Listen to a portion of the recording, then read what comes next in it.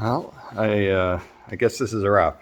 I got the car done from the B pillar forward, and it's about 325 hours. I've been on it since basically June of last year, so about 325 hours of work, and it's now ready to turn around so I can start looking into the backside. I'll just do a quick sort of recap of what I did here for anybody who cares. Front Radiator Support is new. The Inner Fender battery apron is new. Did a repair to the front cross member here. There was rust in there. This piece of the inner fender top here was accident damage. It was all bent up pretty good, and it's really nice and straight now that the fender covers this up, except for just a small ledge here. And I've got it all pulled with the Unispotter and dollied back, like really nice. I did all four of the shock tower holes that all these 60s Fords had for grease zerk holes. They've all been filled, and I did just a little filler here just to, I don't want to see any evidence of that once it's painted. Did a repair to the frame rail here. There's a sort of a double layer here. This is one of the first areas I looked at when I got the car, but had a big area of rot right here, which is pretty important structure. I did address this transmission arm bracket. It was heavily compromised from some severe rust jacking. For some reason, the passenger side is perfect. Don't ask me why. Passenger side bumper arm here, this area, I took that apart and addressed a little bit of accident damage on the bracket and cleaned it up. There's a little bit of corrosion at the bottom, fixed that. Upper cowl, did that with the windshield ledge here. There's a piece that was put in. This area here of the B pillar was rotten in here because of water ingress, egress from this area. So that's been repaired. I had accident damage, which had been something pushed up heavily on the bottom of this floor, and some years ago damage. Anyways, this was all bent up here. I dollied that all back. Before I did that, I had to pull these floor pan braces out and straighten them because they were all bent as well. And then I replaced part of the floor pan here with and underneath there's a brand new seat support bracket, which the ones that had been put in by this whatever collision repair company were just homemade, really janky. They weren't any good at all. This rocker, I did do a repair here and ended up doing it twice. I wasn't happy with the first repair that I did.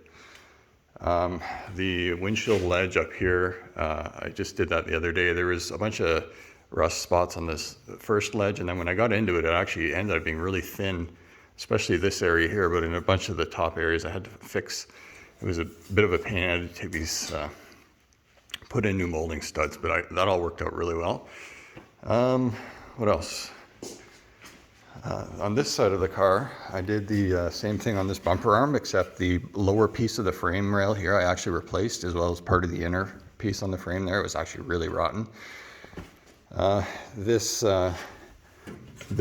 lower piece below the shock tower, or what would be the upper frame rail, this whole piece here was completely rotten, really not even structural anymore. So I replaced that, which meant I had to pull this whole piece of the side frame rail out.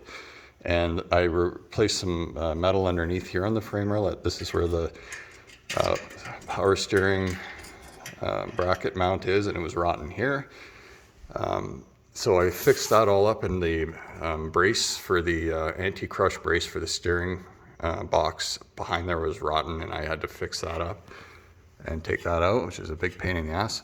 And then the torque box in frame rail right here where they join had some serious rust jacking in here, and so I had to cut a piece out here and get inside and replace and re-weld a bunch of areas in there. That was actually really something I hadn't intended on getting into. I didn't know about when I got the car. Actually, a lot of this I didn't know about. Anyways, this part of the whole lower driver's side cowl was all rotten. This has all been rebuilt. Everything in here is all new. And then, so this bracket was out, but I also did the upper cowl repair here, and the windshield ledge here was rotten. Windshield ledge here, this piece here was really tricky actually. This is a compound angle. There's two different angles here, and it was really not fun to build that piece, but it worked out.